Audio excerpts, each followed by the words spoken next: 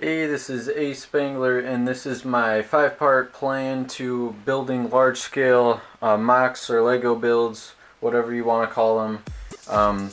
This is by no means kind of an exclusive list. This is just my personal opinion, and just trying to give you guys some ideas on what it takes to do large-scale builds like I've done in the past. And kind of throughout this video with the 5 different steps, I'll show you a variety of different pieces that I use for each of the steps. I'll also throw in some different pictures of past mocks that I've done to kind of give you a better visual instead of just me talking a bunch. So with that, we'll go ahead and get right into part 1. Okay, so step 1 in the 5-part plan is going to be planning and structural side of large-scale builds. Especially in the case of building large-scale buildings, it's very important that you do like some floor plans or something, just so you know the space that the building's going to take up, or just the amount of base plates or how large your build's going to be. It also helps you be able to calculate how many bricks you are. So in this case, I took this floor plan of Cologne Cathedral. I made a little Lego version of that, and then I scaled that up by 5 for this larger version, and then I can take that and then get a better idea of how many bricks I'm going to need for the overall building itself. So this will definitely save you a lot of headaches going forward. I remember doing Itter Castle, I didn't really do a floor plan this in depth or as what I'm going to be doing for Cologne Cathedral. It's my current build that I'm just starting off on. But I remember with Itter Castle, I didn't really make any scale plans, and so I ended up overestimating the amount of parts I had, and so I ended up making it a little bit too large, and then I just had to continuously order parts, and so it ended up being a lot more expensive of a project. Probably not completely to scale in all the different spots, so this definitely helps you out in the long run. And the second part for step 1 is the structural side of a build. It is always important to use your filler brick very well, and in a lot of cases it's good to do some columns. So I'm going to throw up some pictures of previous builds, and so here it's really important that you do columns instead of just completely filling in your base plate. And especially with using colorful pieces, that helps you save some money on not having to just fill in. You really want to use your colored pieces wisely, meaning like separate your browns, your greens, and other surface colors that you want. So, and then you can use all your other parts that you're not going to need for the overall look of your build. You can put those underneath, saves you a lot of money.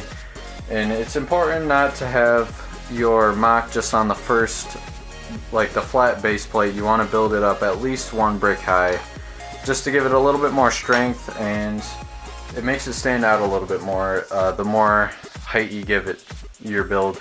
And you can also use colorful plates if you also want to give it a little bit more strength or raise it up a little bit more. And so that is step 1 in the 5-step plan. Now we'll go right into step 2. So step 2 of the 5-part plan is going to be your cover-up phase of your more terrain colors that you're going to want to be on the surface of your build. And so here I've got a pretty good selection of the ones I normally use. Brown being one of the biggest ones, and green. I've started using more of the tan or dark tan as it's kind of been getting cheaper and growing as a color, and it's definitely one I really want to use more in the future, because it does really look good with the greens and other different colors. Some that I haven't used as often are the tan. It's really good for beaches and deserts. Whites for snows. And so here's just a few of the colors that I mainly use, but there's definitely lots more colors out there. And in this step, you just basically want to cover up all of the structural parts that we did in the last step. I'll throw in some pictures to give you guys a better view of some builds in the past. And definitely when looking to start covering up the structure, you want to use larger plates first. So we got some of the larger ones like this one and some stuff like that. And then so you want to use those first so you can save these smaller bits like these, all the 1x whatevers. Those help you get really good terrain details. And so this also brings, not just, a lot of people will just cover up their builds and it looks okay, but it's not completely realistic to what the land would actually look like. So you really want to use these smaller bits to just give the terrain a little bit more depth, make it a little bit more realistic and look a lot better. It will make your MOC stand out quite a bit more than other people that just leave it flat. So throw on a quick, a few more pictures and then we'll move on to step 3.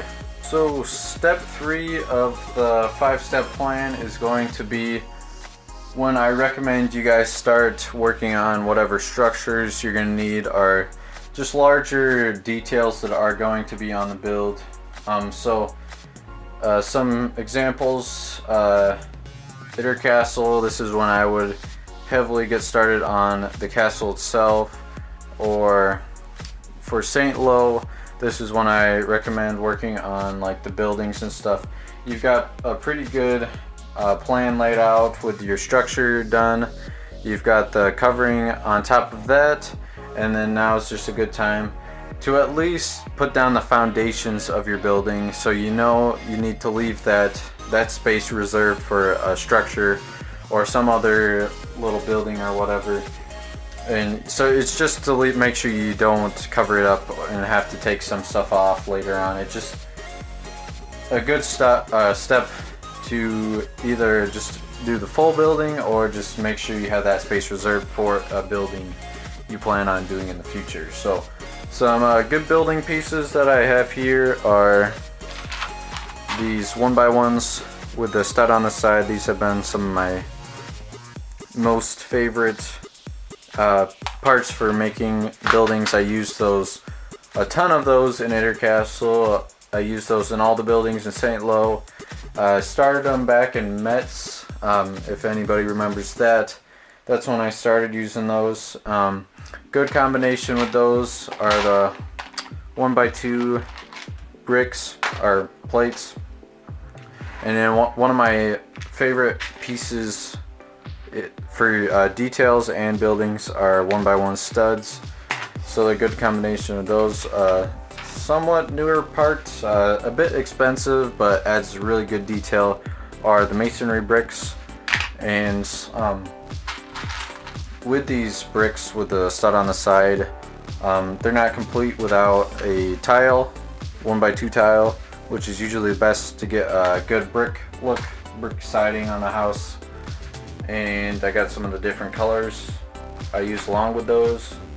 And with that, we'll go ahead and get into step 4.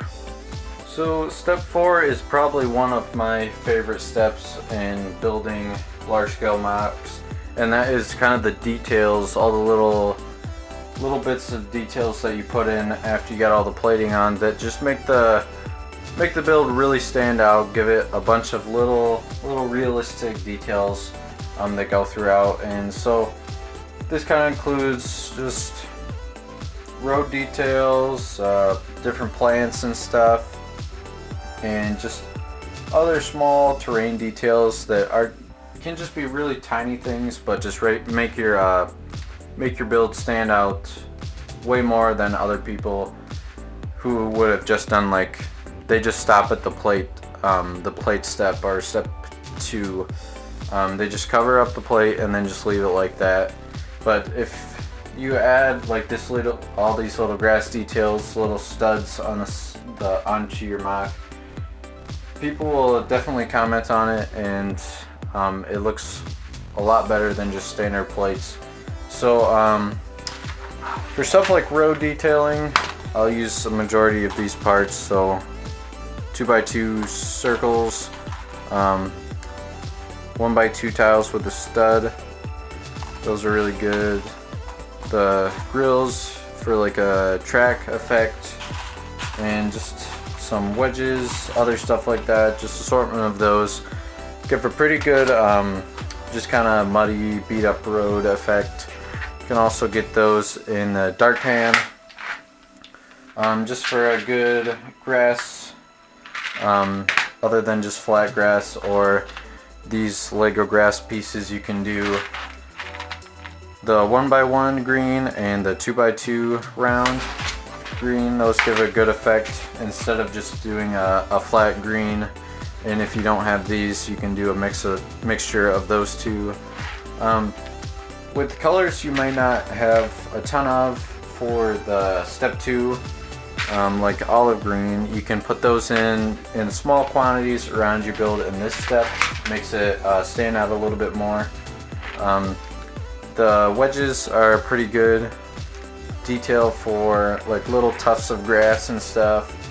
And like I said earlier on, studs are one of my favorite parts, just because you can throw them on in all different kinds of areas and they just make it your builds pop out even more. And so that's kind of like the road detailing texture stuff. Then we got bush stuff for bushes, trees. We got the standard Lego grass, which is always good. And then here we have some of the more exotic plant things. Usually I don't add a ton of these in, but they're just a good little detail to have to make it not just be like standard grass. You got a few other little things to make it pop out a little bit more, not be completely unique, or not, yeah, uniform I mean. And so it just gives it a little bit extra something. And so that is step 4, and now we'll move into the 5th and final step. Okay, here for the final step, which is probably most people's favorite step, which is the placement of figures, vehicles, and other little just accessories and stuff. This is definitely probably my most favorite step behind the terrain detail, just because you get to pose your minifigures in all different kinds of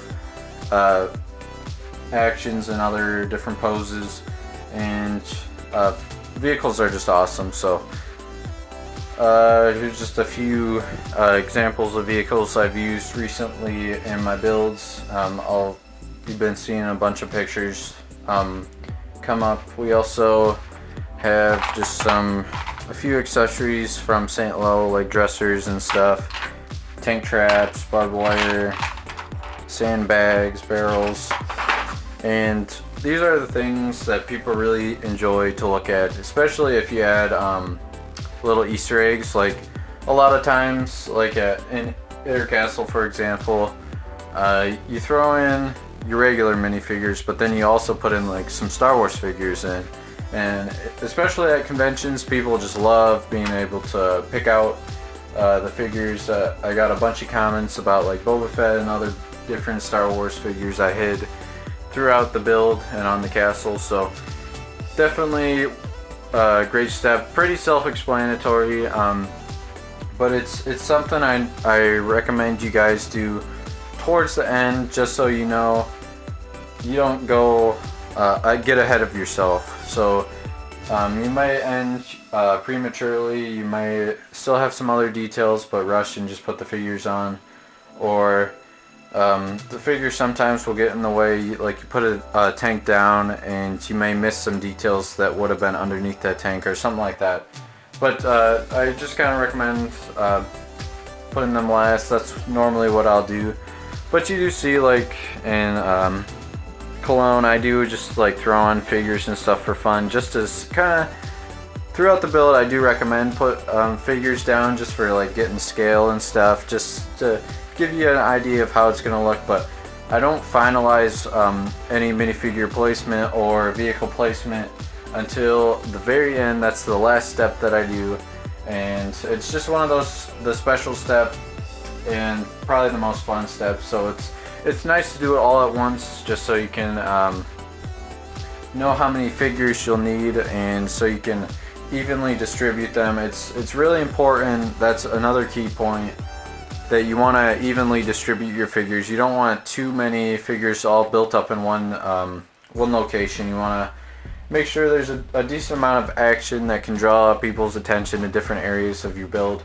So you don't want to have them all just in one spot, so people mainly will look at that spot. Or that's also a good tool if you do want people to look in a certain area of your build. You could put like an explosion happening there, with a bunch of, like a tank blowing up, and so a lot of people will look in that direction. So it's a good tool to get people to look at different areas. Like, oh, you want them to check out your castle in this area, so you put a buildup of people attacking in that area. So it's just one of the best steps there is, and a good area to have a lot of fun with it.